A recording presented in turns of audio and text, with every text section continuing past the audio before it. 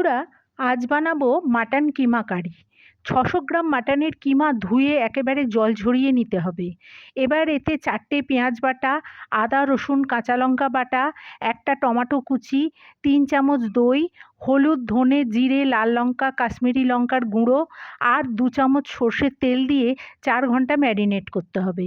4 ঘন্টা পর গ্যাসে প্রেসার কুকার বসিয়ে 3 চামচ সর্ষের তেলে তেজপাতা জিরে ছোটো এলাচ দারচিনি একটু থেঁতো করে ফোড়ন দিতে হবে। একটা বড় আলু ডুমো করে কেটে এই তেলে ভাজতে হবে। ভাজা হলে ম্যারিনেট করা কিমা দিয়ে কষতে হবে। দিতে হবে পরিমাণ মতো নুন আর সামান্য চিনি।